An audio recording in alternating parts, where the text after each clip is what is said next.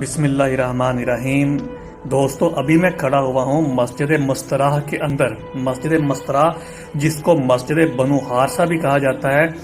بنو حارثہ اس کو اس وجہ سے کہا جاتا ہے کہ یہ جو ہے انصار کے قبیلہ بنو حارثہ کے محلے میں واقع تھی مسجد مستراح۔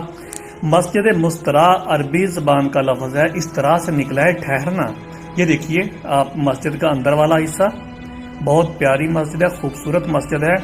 یہ مسجد اتنی اہم ہے کہ یہاں پر آپ صلی اللہ علیہ وآلہ وسلم غزوہ احد سے واپسی پر جب آپ زخمی حالت میں تھے تو آپ صلی اللہ علیہ وآلہ وسلم یہاں پر ٹھہرے تھے اور یہاں پر آپ نے آرام فرمایا تھا اور کچھ نمازیں آپ نے یہاں پر ادا کی تھی۔ اور دوسرا، غزوہ احد کی طرف جاتے ہوئے سیدنا حمزہ سید الشہداء رضی اللہ تعالیٰ عنہ نے یہاں پر اپنا زرہ باندھی تھی، اپنا آلات حرب، جنگی حرب کا جو جنگ کا سامان تھا وہ یہاں پر اپنے جسم پر وہ سجایا تھا۔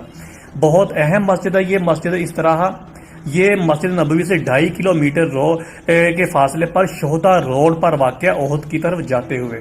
حدیث کے مطابق جب آپ صلی اللہ علیہ وآلہ وسلم نے کعبہ کی تبدیلی کا حکم دیا تو سب سے آخر تک، عصر کے ٹائم تک پورے مدینہ میں یہ حکم پہنچ چکا تھا۔ تو اس وقت اس مسجد میں عصر کی نماز ہو رہی تھی۔ تو جب حضرت عباد بن بشیر رضی اللہ تعالیٰ عنہ سے روایت ہے کہ جب اس مسجد میں کعبہ کی تبدیلی کا حکم ہوا تو عصر کی نماز ہو رہی تھی، تو جیسے ہی حکم پہنچا تو فوراً جو ہے مرد عورتوں کی جگہ پر آگے اور عورتیں مردوں کی جگہ پر آگے اور انہوں نے اپنا کعبہ تبدیل کر لیا۔ اس ٹائم عصر کی 2 رکعت نماز ہو چکی تھی۔